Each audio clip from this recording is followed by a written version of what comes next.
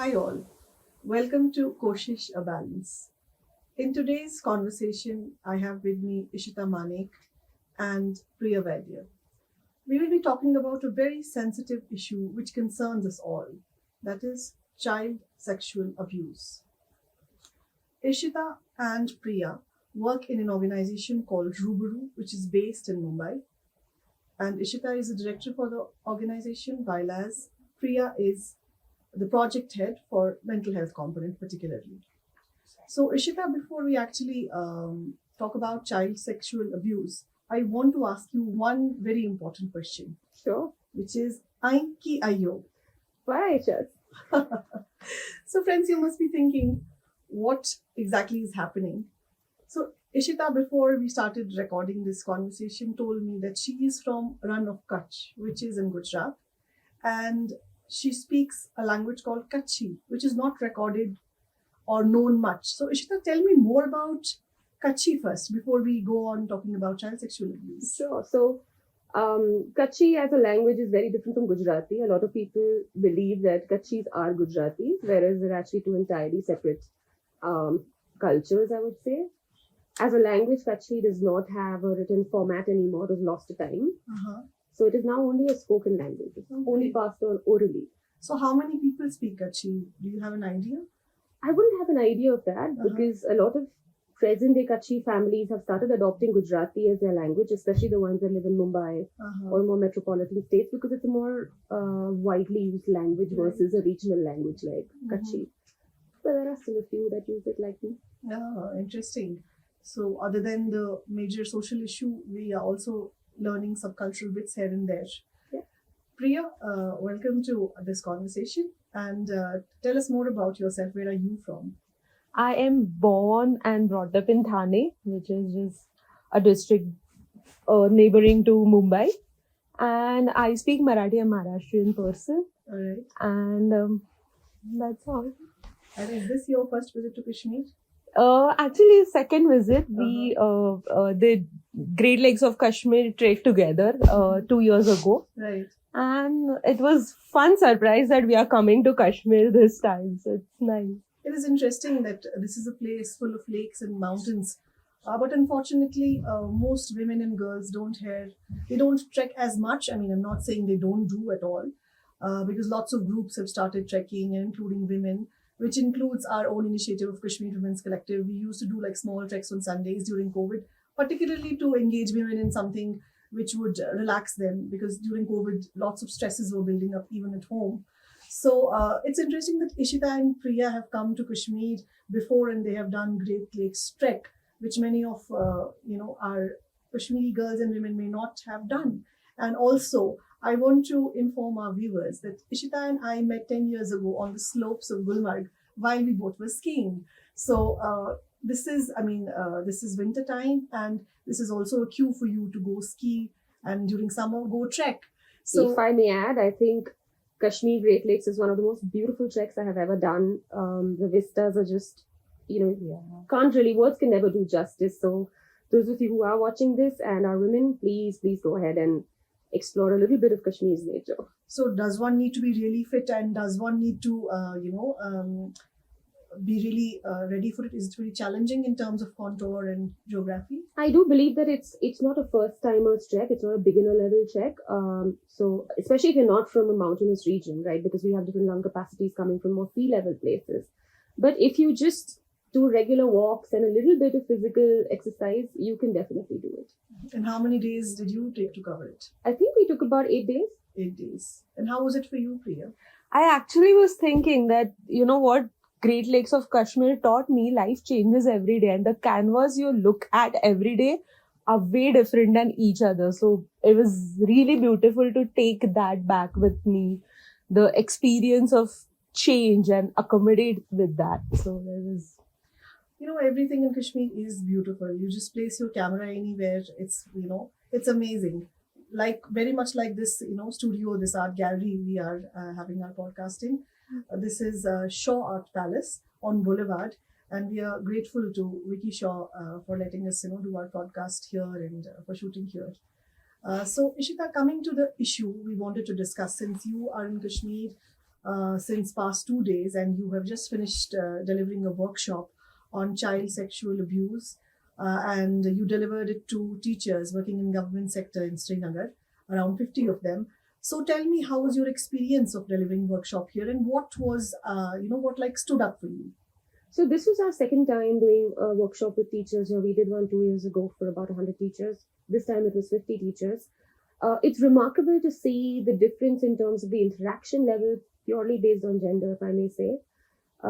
In the earlier workshop, we had more male participants than female participants, and I think female participants were very inhibited in terms of being able to respond or interact, though they did absorb a lot of information.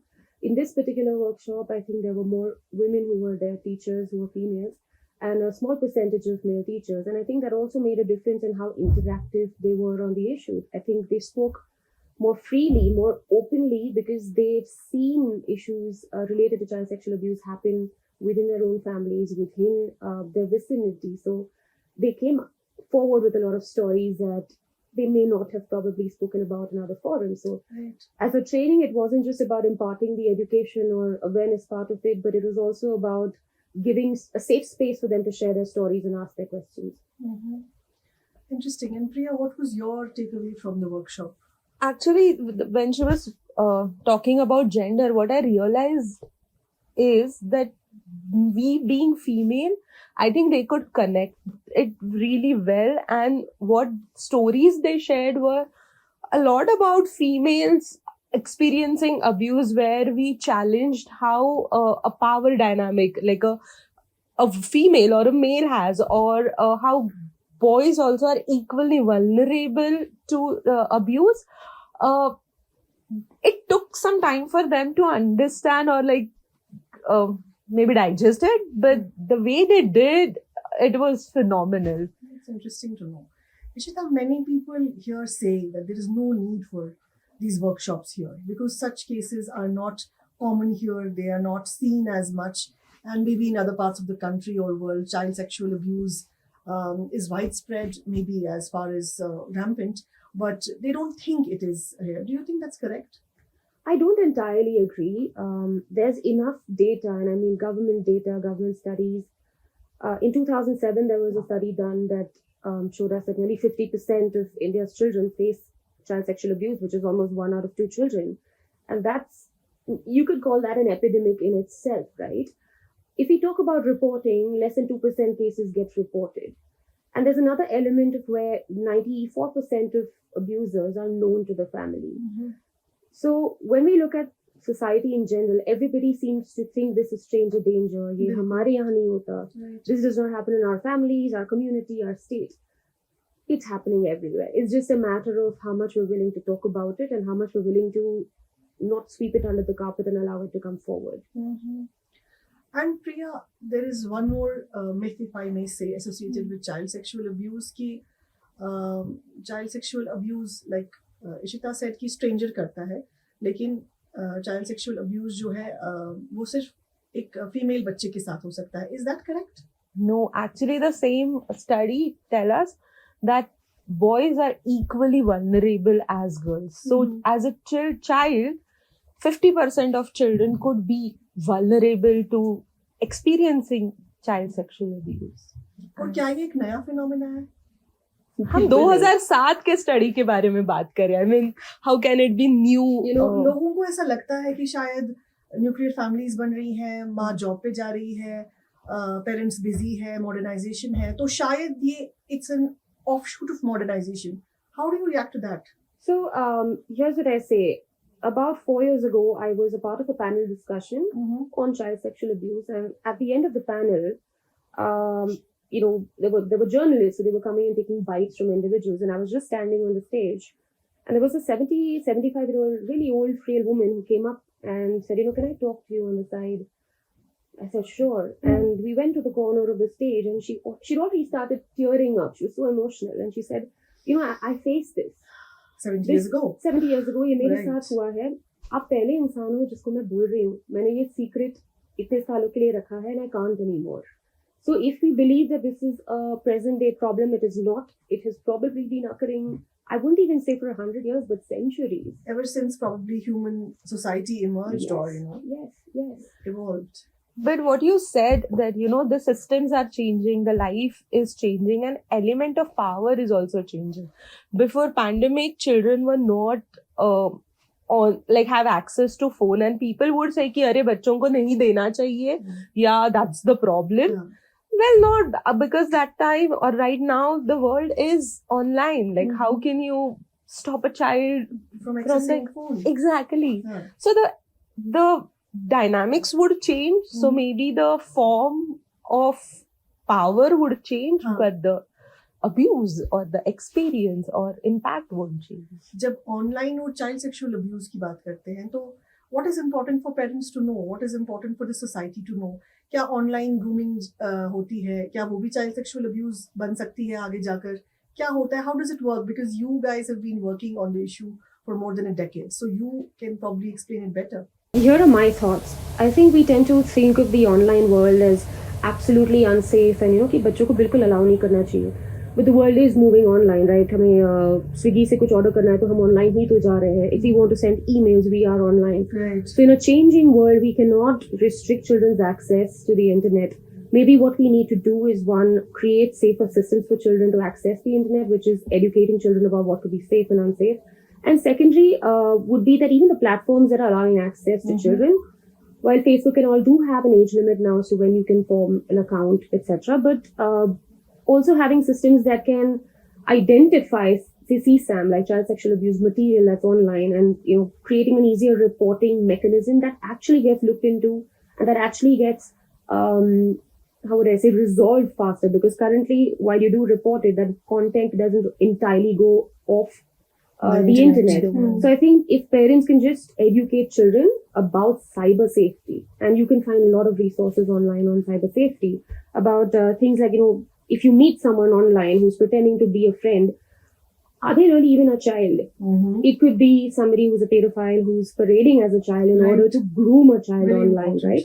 And secondly is to build communication channels with your children where they don't feel inhibited to come and seek help. मतलब उनको ऐसे ना लगे कि अरे why did I send a photo of mine? Now it's my fault. My parent will be angry with me. Versus, okay, here is someone who's threatening me, but I know my parent has told me that no matter what it is, I can go to my parent and seek help. Right. And my parent will not blame me for that.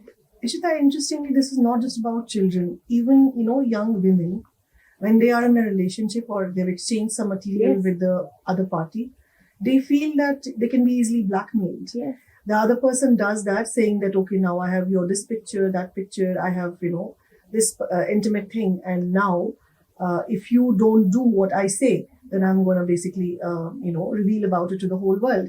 And in that moment of trauma and indecisiveness, a person basically sinks in. Yes. And they probably don't have any resources. They don't have any safe spaces to go to. Yes. They probably don't have understanding parents, or before going to their parents, they might have to educate their parents first. What am I going to tell you? And also the unacceptability of it, the stigma around child sexual We have abuse. a culture of victim blaming, no? We have a culture, a patriarchal system that puts the onus on the woman to safeguard herself rather than holding the perpetrator accountable, right? So jab wo onus is not being put onto the person who's blackmailing, whether it's emotionally, whether it's with regards to content that has been shared, all the focus goes on to the victim and the blame gets shifted onto the victim. And I firmly believe that's what inhibits victims from coming forward, whether it's with their families or just any other resolution format, whether it's the police, because we've had cases where you go to the police and even the police will be insensitive and will say कि आपने क्यों share किया? And I think this is more of a problem with the child, क्योंकि बच्चे के लिए ये समझना कि मेरी कितनी गलती है, मेरा कितना involvement है इसमें, is even difficult. For a girl, you can still one day say कि यार मैंने तो कुछ किया ही नहीं, मैंने एक फोटो ही तो भेजी, big deal. लेकिन बच्चे को शायद इस चीज में उलझाया रिझाया जा सकता है कि तुमने किया है. And is this how pedophiles or people who are involved in child sexual abuse, is this how they often react? Like they make a telltale or they involve children in simple matter. Children believe easily what they're told, right? From a very young age, say for example, if you tell a child कि आपने ये नहीं कहा, if you don't do this, you will be punished, right? Very young children, that's how you sort of instill early discipline into children कि you should not steal or you will face consequences. So children tend to believe very easily. And when we talk about the online world, if someone's posing as a friend, especially if the child is isolated, feels isolated, it's so much easier for that person to convince a child that, hey, I'm your friend and I'm here for you and nobody else believes you, I do. Right? So I think in terms of online abuse, grooming children is far easier because, again, you're not doing it enough. You don't have to win the trust of the people around the child to isolate the child. You can isolate the child online and groom the child without anyone knowing about it. Exactly. Is there something that you'd like to add? One, yes, reiteration of, element of trust, that even if it's young girl or children, trusting someone and feeling that maybe the other person is my friend is not their fault. It's just basic human, exactly. Yeah. And secondly, pedophile, like the offenders are not pedophiles. Not all offenders are pedophiles. That's an interesting thing. It's about the element of power that a person feels by abusing a child. It's not about pedophilia. Like otherwise, 94% of time, if we are saying that if known person, are we implying that 94% of time the person is pedo? So what differentiates an offender, a sexual offender, and a pedophile? Is there a difference? There is a big difference, and maybe Priya can add on it. So child sex abusers are individuals who perhaps choose to exercise their power, right? Whether it's in a position of a relation, whether it's in a position of a status, financial gain, anything that they can exploit.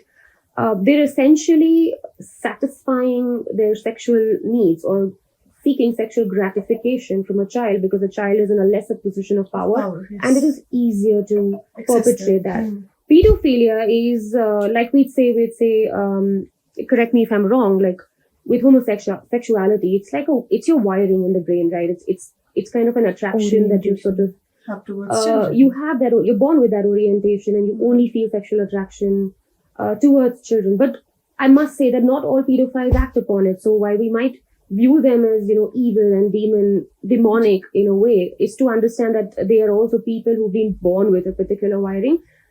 As long as they're not offending is what we need to focus on. We need to also create systems that allow us to sort of, like in Germany, there are projects that help pedophiles seek help to make sure that they don't act upon their urges.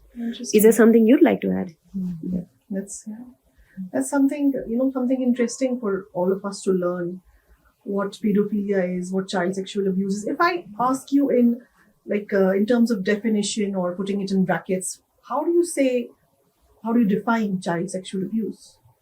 So child sexual abuse is an act that a more powerful person perpetrates to seek sexual gratification from a child. So there are three elements in this. One is that the definition is for a child. Anybody under the age of 18, so even a 17-year-old, 16-year-old would be considered a child. Right.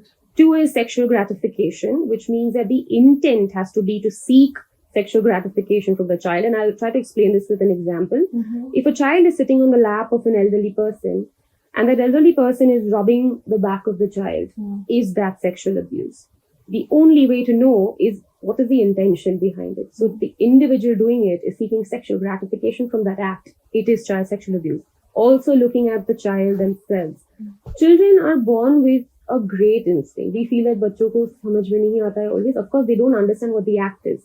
But they do register that I'm in danger. Mere saath jo ho raha hai, wo galat hai. Their feelings do tell them that. So that is what I mean by sexual intent needs to be involved. And the third element is power. In all cases of child sexual abuse, it is an abuse of power, whether that power comes from a position of trust or any other hierarchy. Yeah. This is interesting, Priya. Like Ishita talked about the definition of child sexual abuse, and there are cases. I know of at least two friends of mine. One of the anecdotes she told me is that there is an uncle, जो उनकी larger family में बहुत known respected figure है. So when everybody was out for some family gathering and she was the only one who was home, he came in and he tried to touch her inappropriately, and she reacted to that, and she cried and she was very disturbed. And when in the evening family came back, the mother was the first person she confided in. So her mother's reaction was that you have misread it or misunderstood it. He's very loving towards children. This is how he behaves. He's from an older generation. He doesn't know it. So there is a fine line, Now we may not leave a child when we go out with a neighbor, or earlier when a driver who drives a school cab or auto would find that there is not enough space in vehicle, they would actually have children in their lap. But now people are sensitive about it; they wouldn't do it. So how do you sort of draw a boundary? And because essentially we are a traditional society, and we don't want to strain our relationships with people. But then, what is the cost of that, and how do we really definitely know what is what? So exactly this question actually a lot of parents ask us, that we don't want to have our children be conscious, anxious all the time, that should I trust or not.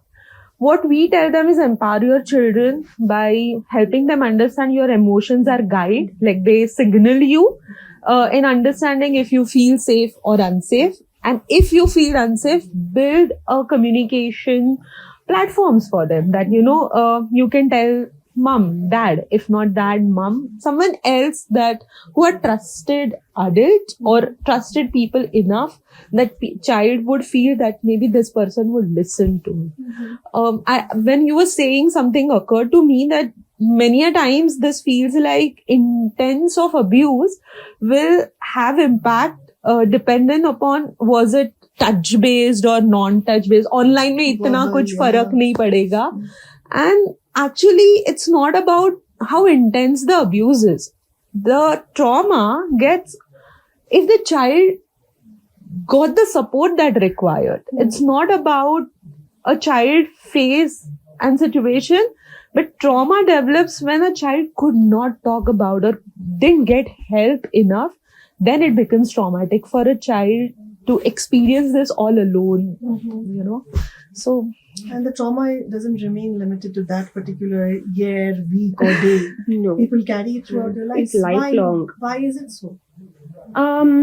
I think as humans, how we develop is based on two factors, right? One is, of course, the nurture that we receive, and the second is the nature we grow up in. Right.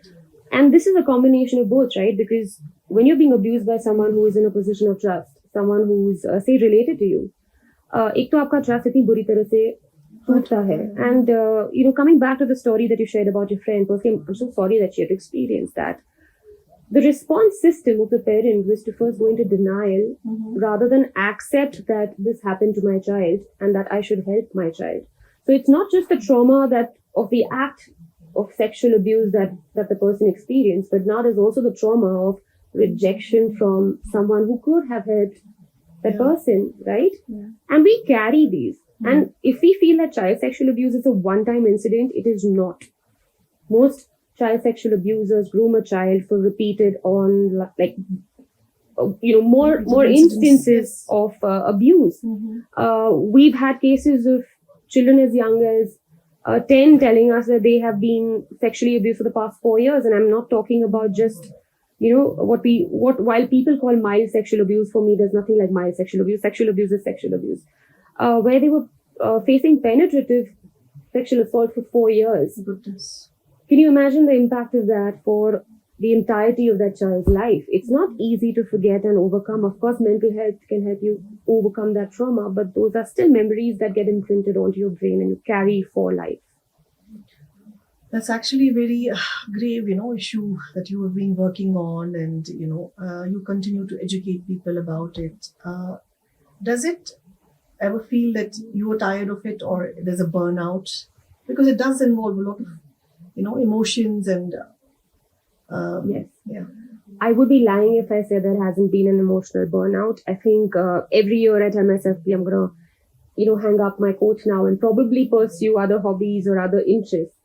But then again, if we are looking at an issue that is so rampant and so taboo, abhi bhi log iske bare mein baat nahi karna chahte, I feel guilty about putting that coat down because I think that there aren't enough people talking about it. Absolutely. So we cannot stop. Absolutely. And for the sake of children, let's put that tiredness aside. Let's figure out ways to deal with it so that we can continue. Wonderful. We salute, the way you have taken on this issue courageously, and you try to teach all of us so much.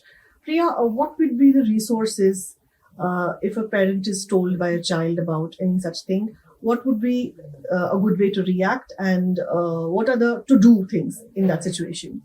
So for parents, I would like to tell them that I know it comes as a shock. No parent, no adult is ready कि हाँ आज मेरा बच्चा आके ये बोलेगा.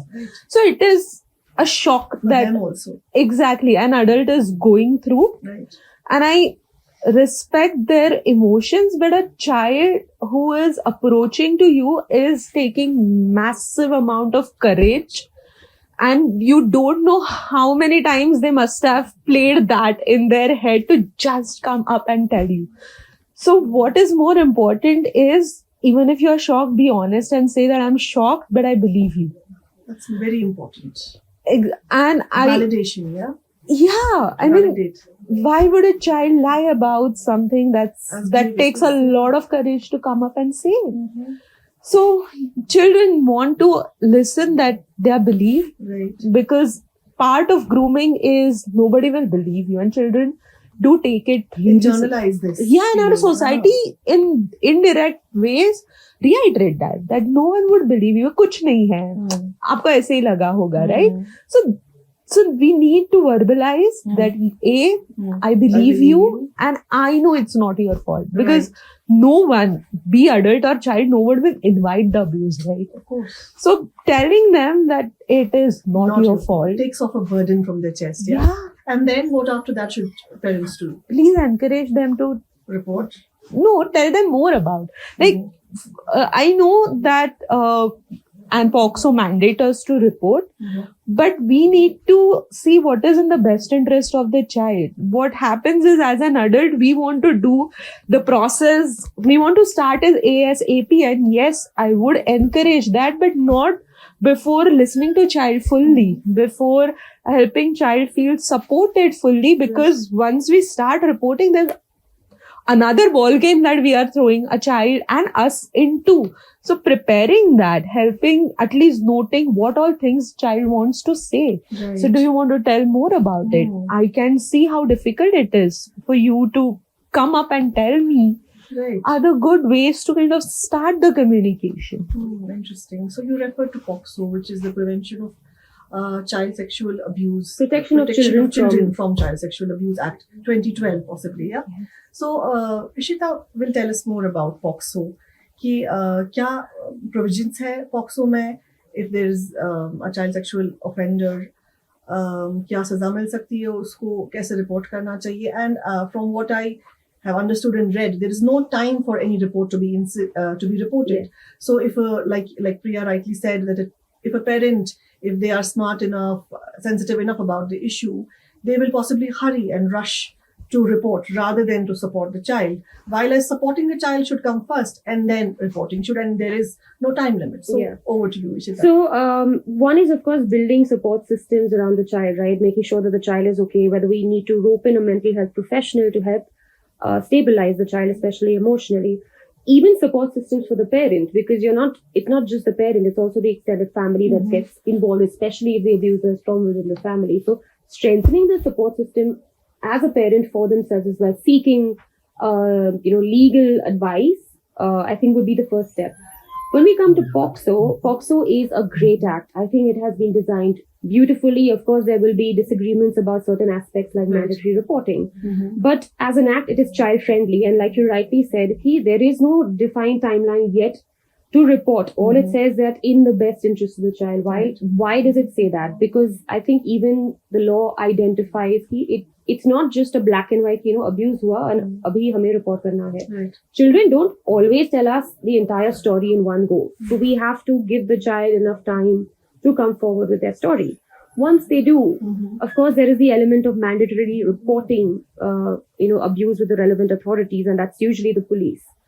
POCSO is gender neutral, which means that it identifies that a child of any gender doesn't have to be only female children, even male children. Which is very important. Which is very important. It also identifies that, in most other laws, you are innocent until proven guilty. But when it's a child who's a victim, you cannot put the onus on the child to prove that, ye hua hai unke saath. So it is an act which puts the burden of proving innocence onto the perpetrator, which I think is fantastic. So that means even if you have a suspicion of child sexual abuse, just on a mere suspicion, you can go and report it. So जैसे usual adage जाता है innocent till guilty, इसमें guilty till innocent है. Yes, ulta hai. बिल्कुल. Secondly, even the police cannot deny filing an FIR. This is one of those acts that also has an element that says that if the police refuses to file an FIR, जो ज़्यादातर होता है, क्योंकि while the law is great, the execution still lags a lot. If the police refuses, a case can be filed even against the police for not filing an FIR. Mm-hmm. So it's a beautifully created act. It is very child friendly. It also focuses on things like support systems, making sure that there's a support person assigned for the child, that agar medical ho raha hai, to wo kaise hona chahiye. It also defines timelines so that the cases, ki report hua and abhi 3 saal ke liye kuch nahi hoga. So there is a defined timeline ki kab tak charge sheet file honi chahiye, medical kitne samay mein hona chahiye, even with medical, what are the sensitive approaches. So it's a beautifully created act. Bas uski implementation mein thoda sa.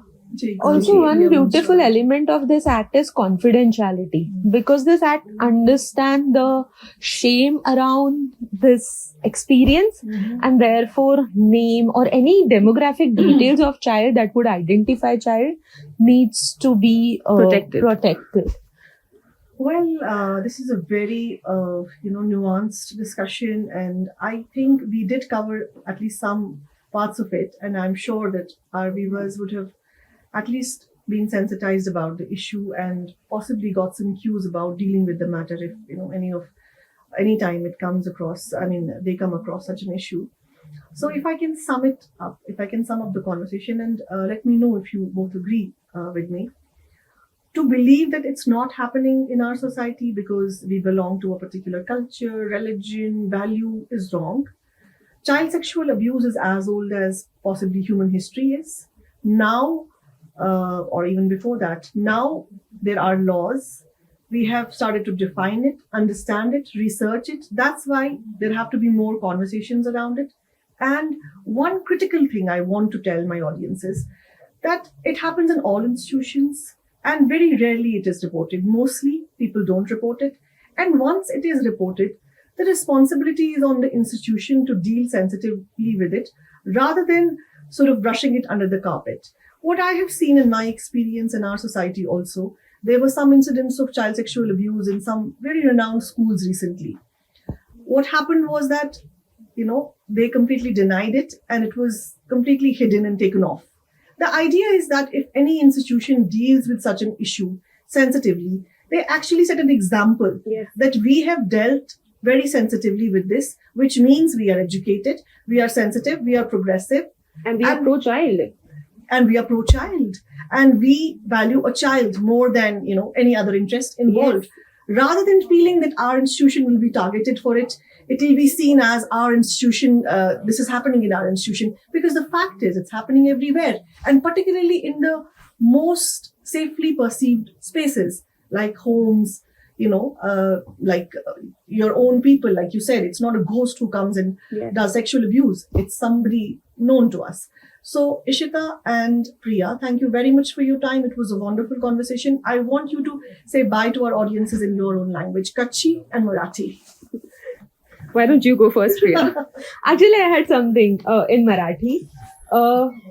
काश्मीरमधल्या आपल्या बहिणी वाट पडताळू बघत आहेत.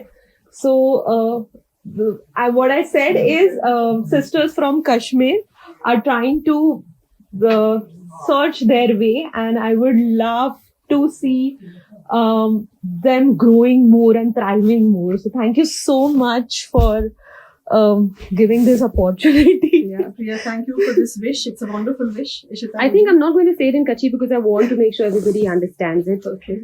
What I would say is, we talk about children being the future of our nation. If we don't prioritize them, what kind of future are we building, right? And child sexual abuse has lifelong impacts. So if we want a healthy society, we need healthy, happy children for that. So thank you very much for watching this conversation. We were in conversation with Ishita Manek and Priya Vaidya about child sexual abuse. And this podcast is called Koshish, ABalance. We'll bring in more inspiring women. We'll bring in more social issues. We'll bring in ideas that you may be interested in and solutions that you may require. And we'll bring in stories that will inspire you. Thank you very much.